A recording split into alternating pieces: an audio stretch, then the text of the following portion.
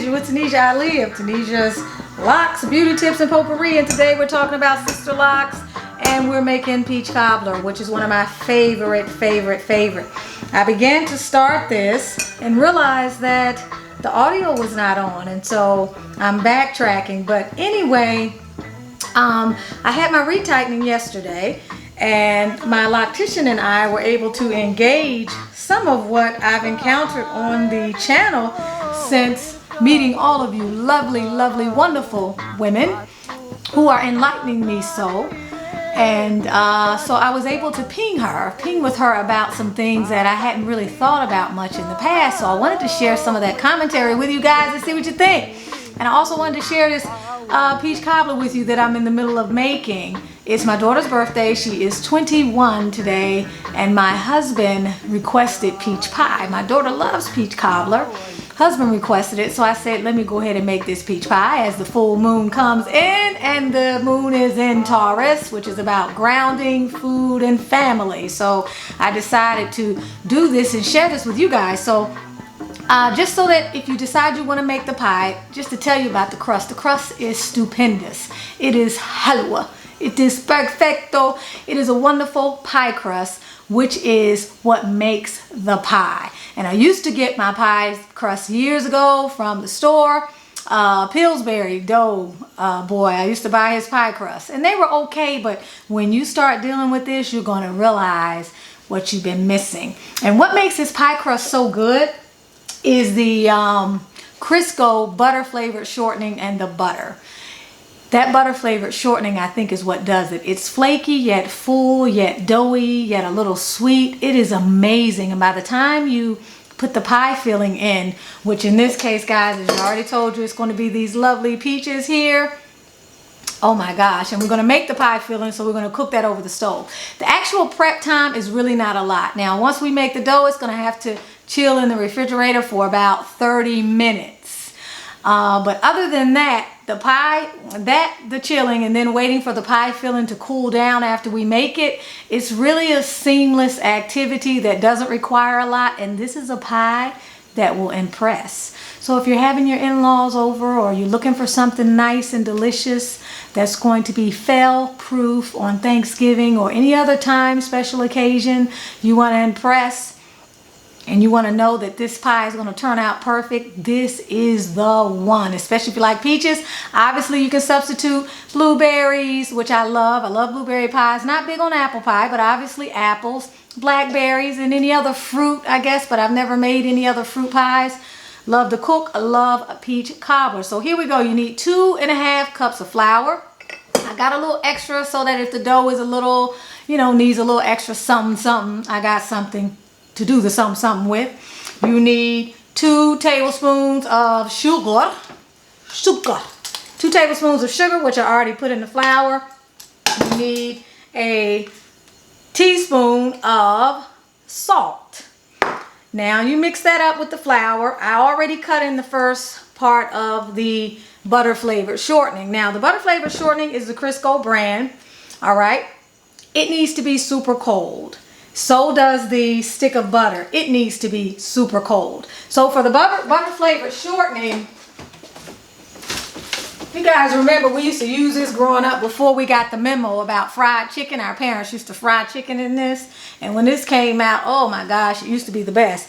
So the only other time I use this is for the pie, which is so wonderful. So essentially, you just put this in the refrigerator in the morning before you're going to make the pie, and you're going to need half of it.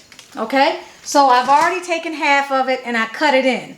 Now you can use your fork to cut it in. You can use a knife. But as I mentioned before, I realized I was not being recorded. Your hands are your best tools. Your hands. Use your hands, baby. Use your hands. So use your hands and cut it in. Okay, I cut that in first. Now I have the butter, which is a stick of cold butter. I cut that in. I cut it up literally because it was very cold. I had to stick it in the freezer for a minute. So while I was having my technical difficulties, the temperature has arisen and now it's about perfect. But I cut it up into big chunks like you do when you make macaroni and cheese, and now I'm going to continue to cut it in. So yeah, I was talking to my Sisterlocks consultant, and we had a great conversation, and she brought up some things that I hadn't thought about, but have been made privy to thanks to you wonderful, lovely Sisterlockers and other people who have chosen to put their hair and put their natural hair in these amazing styles. So I think Shan Shan, who's one of our subscribers, she was mentioning that Sisterlocks is not a natural style, and I remember thinking, huh? And then she explained, and I thought, yeah, that's true. We have our natural hair, and it does not naturally grow into Sisterlocks. Sisterlocks is just a style for natural hair. So anyway, for all of you out there who are in on this dialogue, that are choosing all of these amazing styles for your natural hair, I'm inspired, and I'm interested more than I was before, and I decided to take the opportunity when I was getting my retightening to talk to my loctician. And I'm looking at this crumbing, and I'm saying to myself, the crumbing, I hope my butter did not get too soft. I don't have big crumbs, but nevertheless, it's going to be perfect. Remember, I said this is fail proof. So anyway, and now I'm knuckling down like this, okay? I'm knuckling down like this. So I began to ask her certain questions. You know, she is not for this new accreditation, for this new certificate. She's not really for that at all. Doesn't really see the need in it. She informed me that those people who have already paid to certify can have trouble getting that tool if they don't recertify every year, which I thought was interesting, or every 2 years, because once you have been certified, you know how to do Sisterlocks, why keep me from getting the tool? So I thought that was interesting. She's also seen quite a few women who she felt, and she knew when they came in, they did not have Sisterlocks. Dun, dun, dun. That's pretty interesting. She said that they did not have Sisterlocks. Now, this is what she said. She said for her, it had nothing to do with the number of locks that they had, only because there are going to be situations where a person's density and volume will not allow for a certain number of locks. She said it is what it is. She said, but the lock size is important. And oftentimes she has had women come to her with locks that were so large that they were told were Sisterlocks and were installed by a Sisterlocks consultant, and there's no way that those locks could have been Sisterlocks because of the size. But she said, barring the use of the tool, having the grid correct, and having your locks done by a certified consultant, pretty much that you have Sisterlocks. So I thought that was interesting. The other thing that we talked about as we began to dig more into this whole thing about this title and some of the problems also outside of the issue of this title that women are having with their Sisterlocks and going to these consultants who are unprofessional or who have some unethical practices and just simply seem to be inept. She brought up something which I thought was critical. She said, she posed the question, how much of this could potentially be related to the fact that just because a person is a Sisterlocks consultant does not mean that they are a hairstylist or a cosmetologist or that they have experience doing hair. I thought that was very interesting, and that was on the heels of me asking her again about this not putting oil stuff in your hair, because she put oil in my hair, I told you guys the first day, and she said, listen, she said, I've been doing natural hair for 20 years. I know what natural hair requires. We don't even know if the sister herself who created this actually was a hairstylist, or she was just someone who came up with this. I have to do my research, guys. I plead ignorance in this. She didn't say this. I'm saying this. But she herself may not have even been someone who did natural hair. I think she was a professor or something, right? But anyway, my loctician said, take a look at this. See how this is looking, guys? I'm crumbing it. Okay. Sha-sha, intikale oof. Sha-sha, intikale oof. It's looking good, right? So we're getting ready to put that cold water in here. Needs to be super cold, y'all. Don't take shortcuts on the temperature. Needs to be super cold. Then we're going to just pat it down. put it in that bag, and we're going to get to this feeling. All right, so, and did I mention that it's a full moon this evening? The moon is in Taurus. So it's time to ground, it's time to eat, be merry, be with family, and be grounded in the midst of doing your work. So anyway, y'all, getting back to the topic at hand. She said that many of these consultants are not hairstylists. And as we continue to dig into that, it made sense that just because someone is a Sisterlocks consultant or a trainee, it does not mean that they know anything about how to deal with natural hair, how to maintain it, how to care for it, how to make it grow. I never thought about that. When Sisterlocks came out, there were a lot of people who wanted to take advantage of being able to, you know, be at this high price point and do these locks, and just wanted to begin to do hair, but they really didn't have any formal or really informal experience with natural hair. So when I began to ask her again, like I told you about this oil, she's like, I don't care what anybody says. Natural hair, blah, blah, blah. Natural hair, blah, blah, blah, blah. And if your hair is itching, blah, blah, blah. And da-da-dee, da-da-da. Bada bing, bada boom. Y'all know what she said, right? And it made a lot of damn sense. So she said, if you think about it, we have these people who you're having your hair done and maintained by, and some of them really are not stylists. So they may be Sisterlocks certified or be trainees, but in terms of dealing with hair, all they know how to do is the lock. So all of the subtleties and all of the gray areas that require experience with natural hair, they may fall short of in terms of knowledge. Hold that thought. I'm going to get that water. Remember, the water needs to be super cold. Everybody. Everybody, everybody.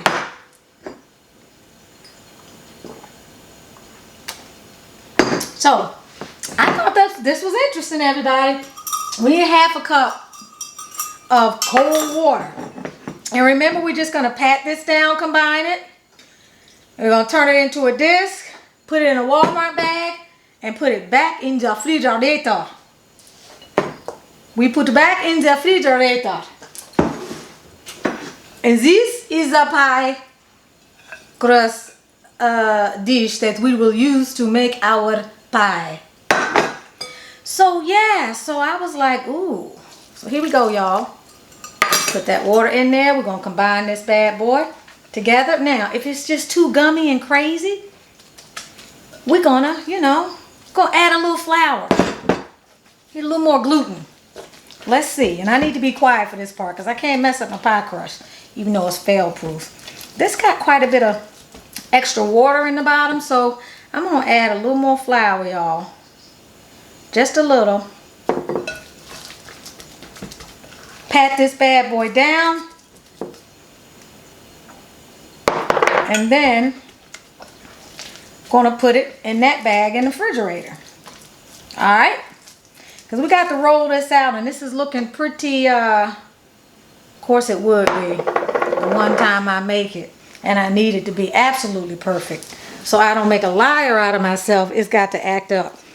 Alright, so yeah, I think that's important. So I became interested in wondering how many of the catastrophes that people experience were from people who were actually stylists before and were experienced with natural hair, because she also commented that you can be a hairstylist, obviously, and for many years, but not know the first thing about how to deal with natural hair.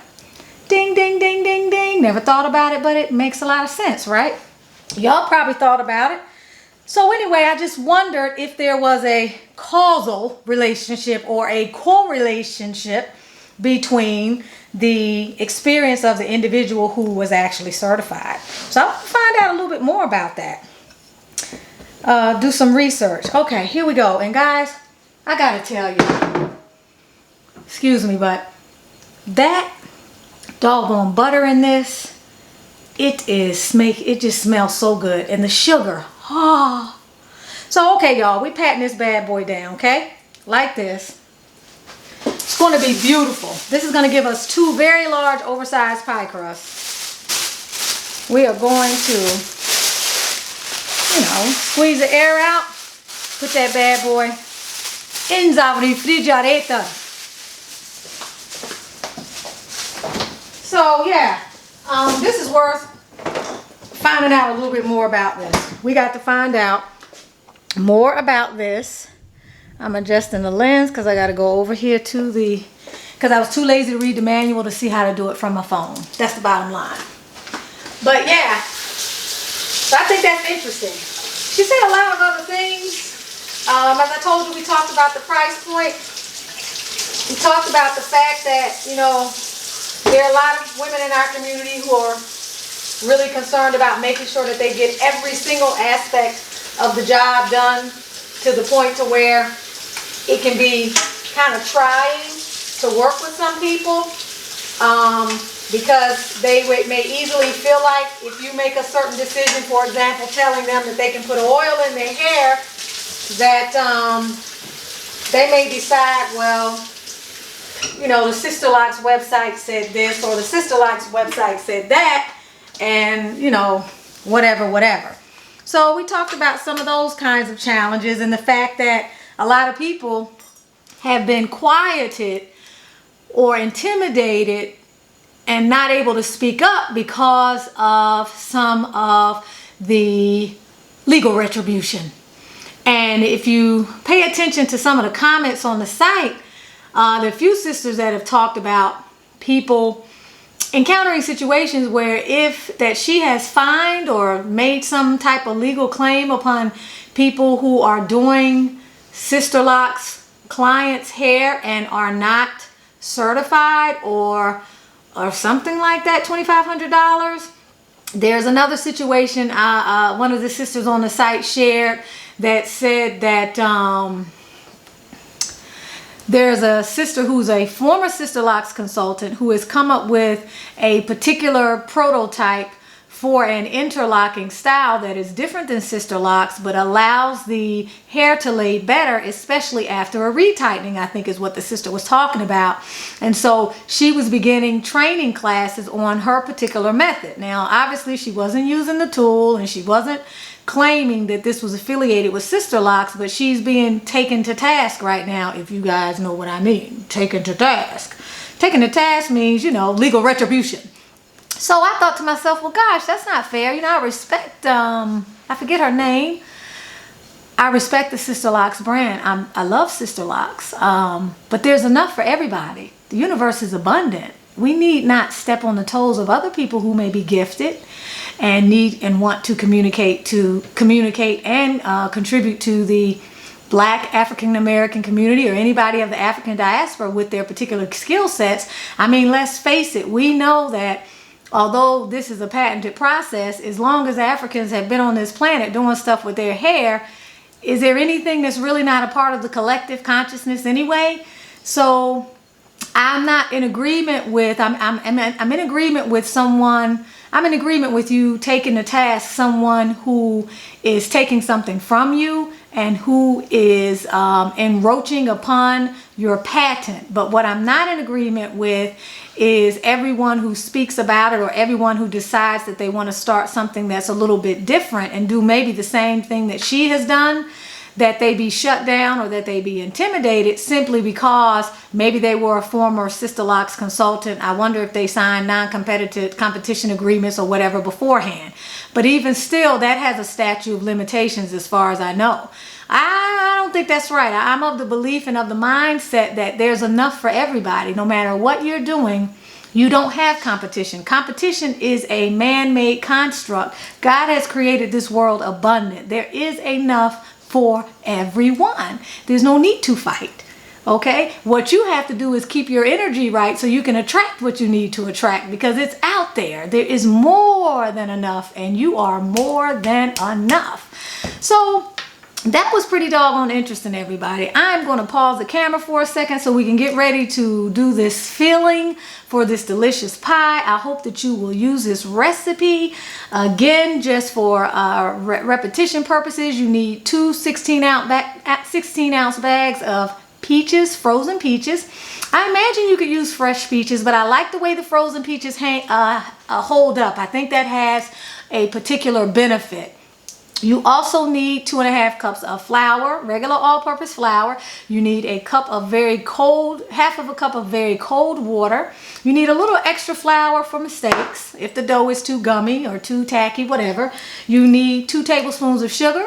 You need a 1/2 teaspoon of salt. And then you need 3 tablespoons of cornstarch, which you will combine with anywhere between 3 and 4 tablespoons of water. And, 3 to 4 tablespoons of cornstarch too, give or take some. It depends on, the feeling. You can monitor that as you go because we are using frozen peaches, which will hold some water as well.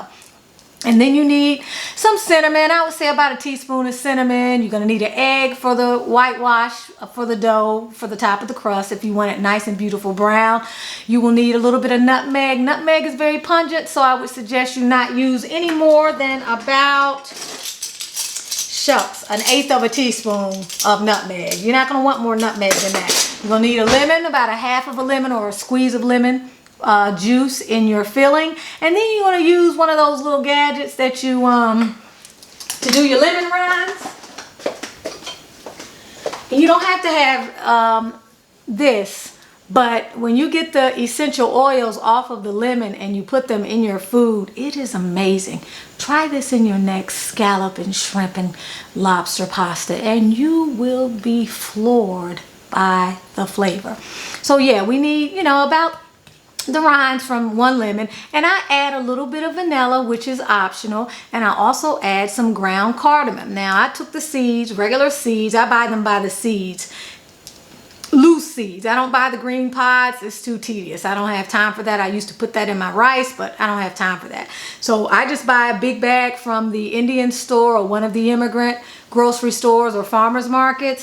I buy a bag about this size, and I grind my seeds as I need them. So I grind enough seeds. I probably will use about 1/8 of a teaspoon or a little bit more than that of the cardamom.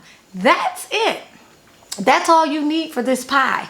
And of course the stick of butter, which has to be cold, and of course the 1/2 of a cup of Crisco butter shortening, and you will not be sorry. You will impress. You will be dressed to impress. And remember, this pie works well as chicken. The crust works well as chicken pot pie.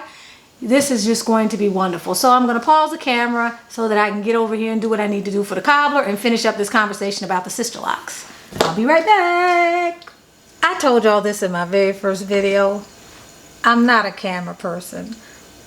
I don't even know if you can qualify me as a novice.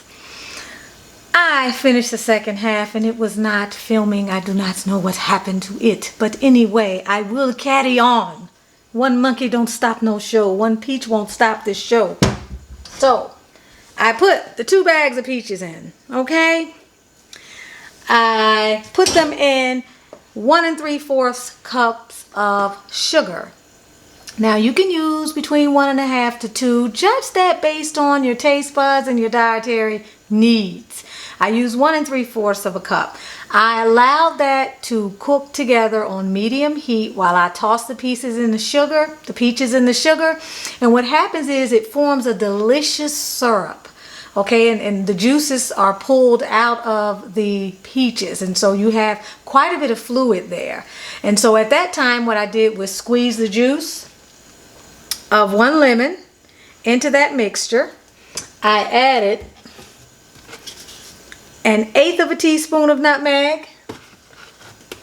I added a teaspoon of cinnamon. I added a teaspoon of vanilla, which I told you was optional. And then I got my cardamom seeds. I had those grounded up as you already saw earlier, hopefully. I don't know if it was cut off or not.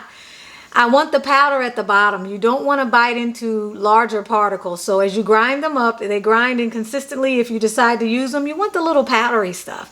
So I reached down in there and I did 2/8 of a teaspoon. I took 1/8 teaspoon here and I just dipped it in there twice and put that in there. And then I stirred that up, of course. And then I use the thingy here to get the rinds off the lemon and pull off that delicious essential oil. And that wonderful smell. It's so nice. That's what I did. And I stirred and I stirred and I stirred. And then you're going to take 3 tablespoons of cornstarch. Don't make them heaping. I did heaping. 3 tablespoons of cornstarch in about 4 tablespoons of water. Mix that together and then put that in your mixture. And this is what you have almost right before you add the butter. So this is what it is. You see how it's swimming in that? And it's carrying a lot of heat. So it's going to take it a while to cool. It's going to take it a while to cool. And I probably need to get it out of this pot, but I'm not going to. And you add your 1/2 stick of butter, okay, to this mixture. And you stir a little bit more. And then you just wait for it to cool. So as I was prattling on, not realizing that I was not getting anything filmed, and y'all, I have to, this is so good and it's hot, but I've been so greedy and eating hot stuff for so long. My what do you call, nerve endings, or they've been desensitized. Oh my gosh. Right amount of sugar. Kind of sweet, but not too much. Oh my goodness. And don't worry, I'm not going to put this back in the peach stuff. That would be disgusting and it wouldn't be fair because I'm not the only one eating this, right? But this is giving me the energy that I need to go on sharing with you guys. Oh my goodness, halwa. That's Amharic for delicious. Halwa is something Somali people say and Arabs say. Kind of international. Got a lot of mixed folks in my family, and you know, I'm around a lot of immigrants, so you pick up a little here and there. So anyway, in talking to the consultant, I learned a lot, inspired by you guys, totally inspired by you guys, your comments, your acknowledgments, your information, your education, and ultimately, among other things, which I will reveal as we continue to make additional videos, but we as in you and I, because I'm making these videos with you guys in mind and based on some of the input you guys give me. But the other thing that I thought was very enlightening for me was, I'm going to wash my hands and the tool. Hold on.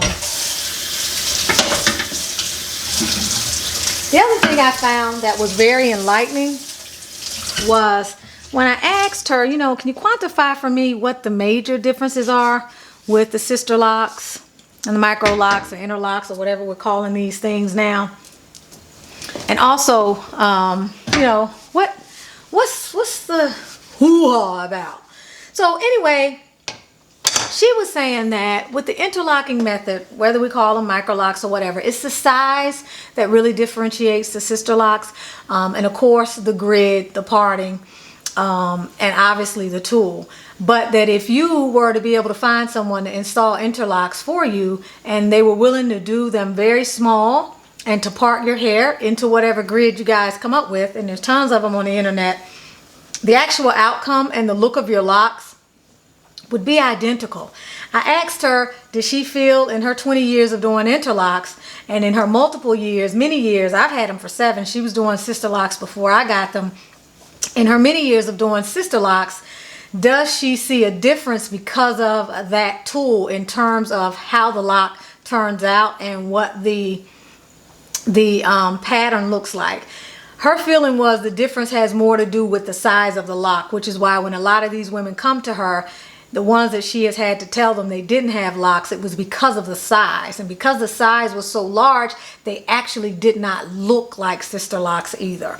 Because of what I guess the shape, they become more round, or they do something different than what happens when you do the size. But other than that, no, if someone is going to install these and they're going to use the interlocking method, whatever tool they use doesn't matter. except for the fact that the Sisterlocks tool is superb because it's smooth, it doesn't catch or snag the hair, and it allows you to move quickly because you don't have to keep threading the eye of a needle or another tool in order to work through the different rotations. And that's really time saving, because as the minutes continue to accumulate, a lot of time can go by.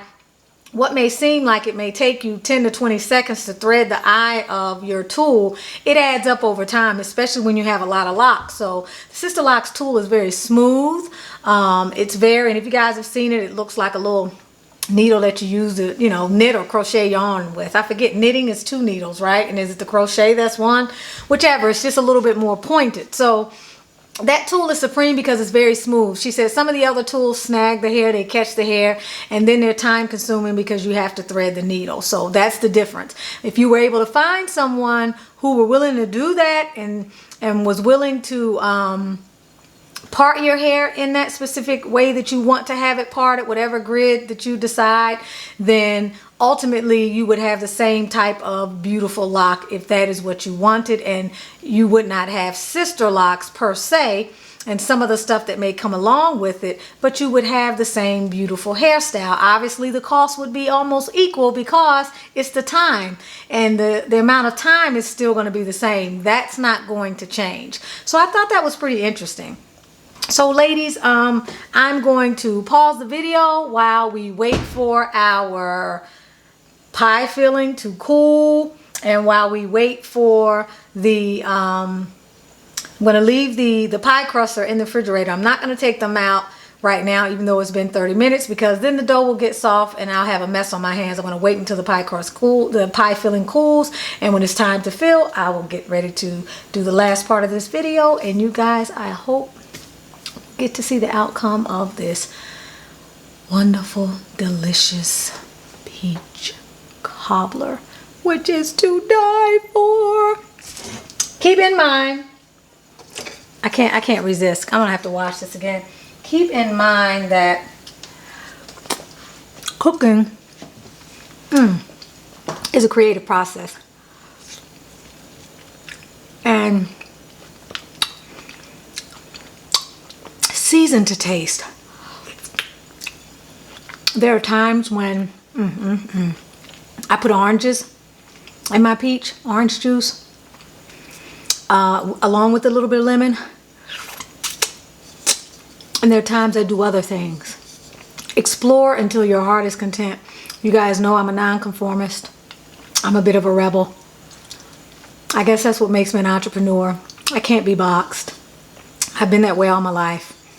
And I assume y'all are this way too on some level, because y'all resonate. We resonate. Anybody that watches this channel, that enjoys this channel, it's because we resonate.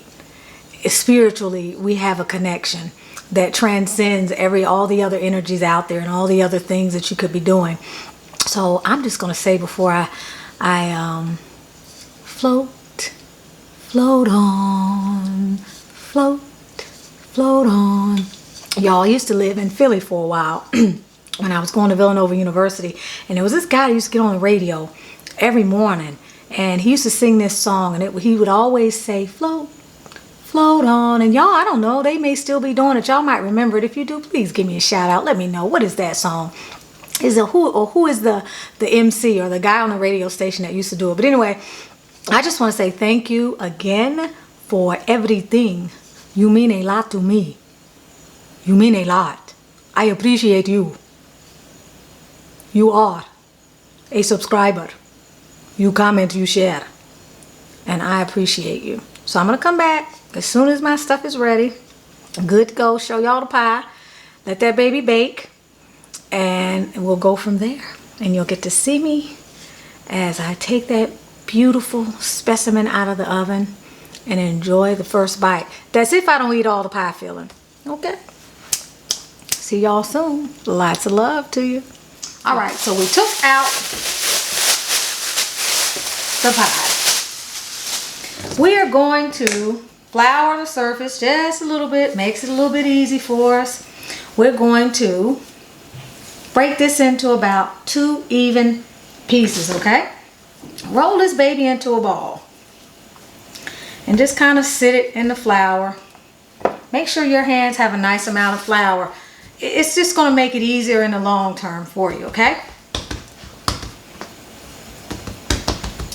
And I need to get my roller out of the oven. This is not, I repeat, the cooking channel. This is not the cooking channel. Start from the middle, roll out to the sides. Okay, now this is not as, you have to be gentle.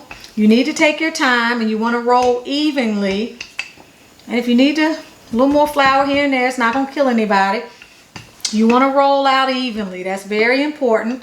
If you find it's getting too fat on one side, put the dough roller here and roll back so that you can smooth things out. Now, you're trying to get a nice size circle that is at a minimum the size of the bottom of your pan and enough to go up to the sides, okay? So, let me make sure this thing is, oh my God, is it recording? It daggone well better be, because that would have been it tonight, y'all. That would have been it. Okay, so here we go. I'm rolling out, okay? And you want, again, about enough to fill not only this area, but to also come up the sides. And this looks like this is about enough. I want a little bit more. Okay? Then I'm going to gently pick this up, supporting it while I'm picking it up. If it rips, which it never does, but it's going to tonight because I'm showing you guys. Yeah, and I need a little bit more. If you find that it's ripping and it's ripping too much and it's too tedious, add a little more flour to your counter and just roll it out again. It's no big deal. Okay? But you want to be careful in the lifting, because without adequate flour, it will be tedious. So you want to place it down into the pan. Believe me, it's worth every bit of your effort. And you can smooth out any imperfections very, very easily. Okay? And you know, you just do like this and pat it into place. If you find that you're lacking in one area, just take a piece of dough out of one of the other areas and just kind of pucker her down in there. Pucker her down in there and just smooth it out. Okay? Now remember, your other crust that's going on top is going to be, probably have a little more overage, depending upon how even your balls were when you divided the dough in half. And so you'll be able to deal with any impending imperfections, okay? Press the sides to make sure you're getting the covers that you want. I usually have a lot more overage than this, so the top part of the dough, the other half, may actually be where the surplus is, okay? Okay, so we're good. We have completed the bottom. Now, because we learned from our lessons, we learned from the histories of the past, we learned from the lessons from the past, we cannot, what they say, you don't know where you're going if you don't know where you came from. So I'm going to add a little extra flour to this surface and to the bottom of the dough, making sure that it's fully patted down with flour. And then I'm going to start this rolling thing again, okay? Rolling out very evenly. And I want to do this part before I dump my filling in. It's just a preference for me. You see a few pieces of that butter in there. And again, if you need to check, I'm just patting it out for smoothness. Sometimes you need to roll in a circular fashion to even out the dough. I'm getting ready to check my measurement with the dish, the pie dish. See how much overage I'm going to have. Yeah, the overage is going to be on the top. It's no biggie. That's where my surplus was. So now I'm just kind of making a nice little circle, and I'm doing this little thingamajigger here. Okay? Getting ready to put this filling in. everybody. Okay, look at that. Beautiful. Okay, looking real nice. Save a little bit in my there for me to eat. This is what we got so far. It's looking gorgeous. Color is beautiful. Color is very hectic. All right, and this is a very thick top crust. This is where the surplus was. You can see I laid that on top. All I'm going to do now is line it up with the layer that was on the bottom, right along the edges.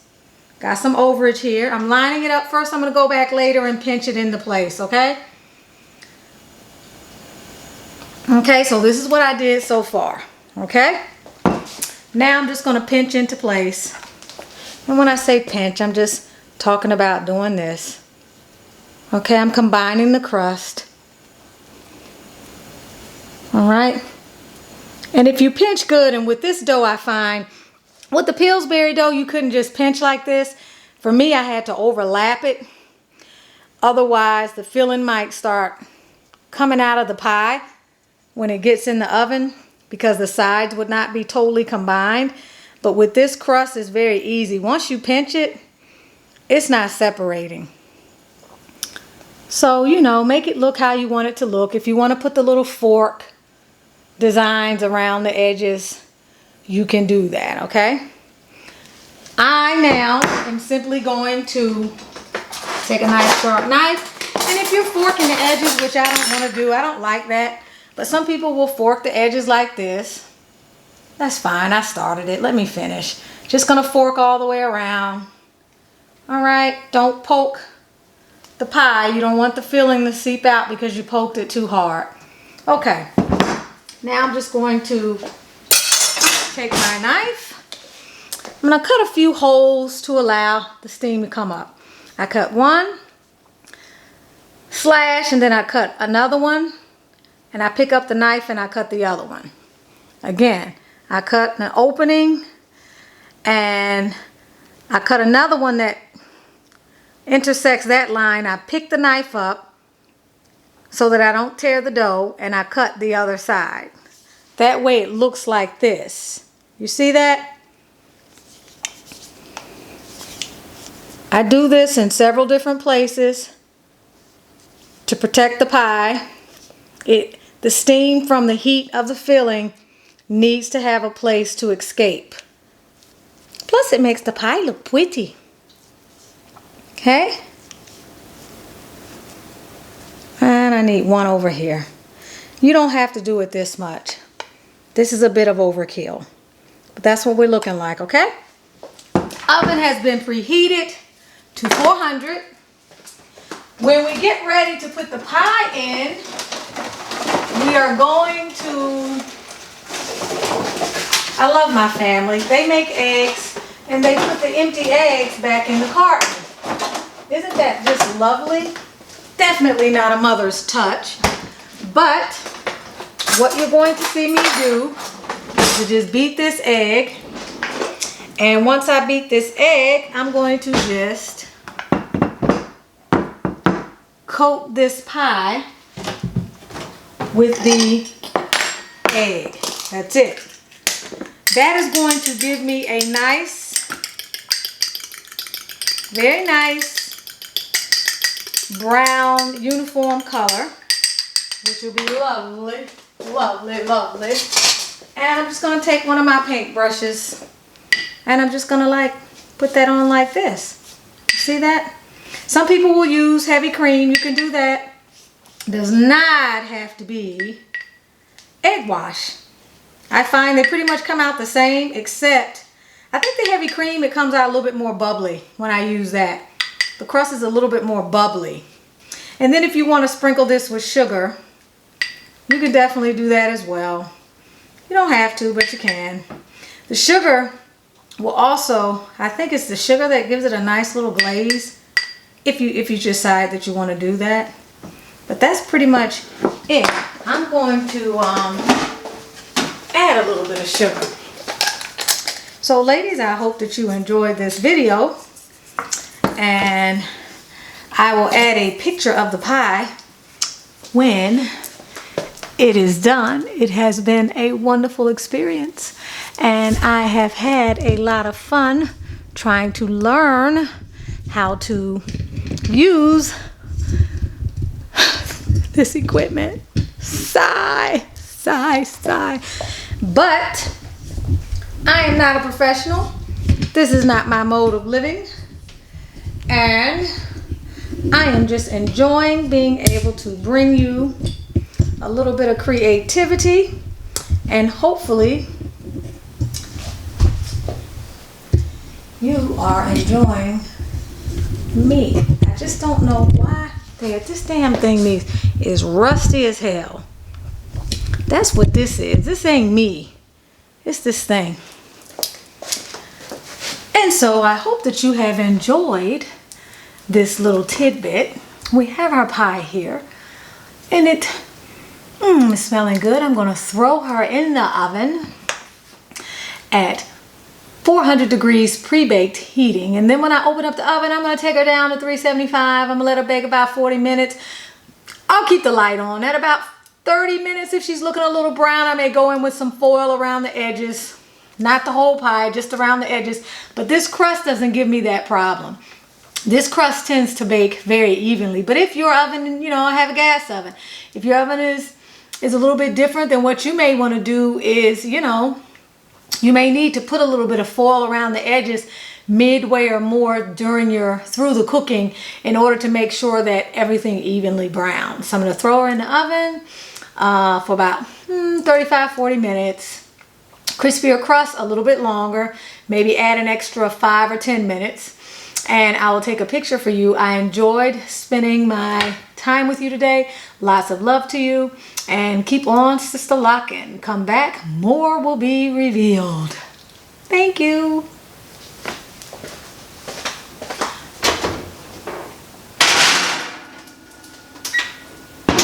Here we go. We're setting the timer.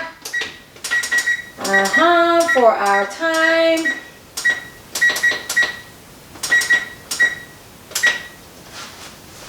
Set our timer, and we are good to go. And I'm going to enjoy. This is simple. I eat cake batter. I eat chocolate chip cookie dough. I have not died of salmonella yet. I will not, because I'm not claiming that. It's delicious. Guys, I haven't done sugar in a while. This might start my sugar addiction. I have not done sugar in a while. I have been good for about, gosh, I don't know, some months. I'll have to detox tomorrow. After I abuse tonight, I'll detox tomorrow. This is it this time, guys. I'm going out. Bye, everybody. It's been wonderful. And I know I was looking at the display instead of the camera. Sorry about that. I keep telling y'all, I'm a novice. I'm below a novice. Lots of love to you. Bye, ladies.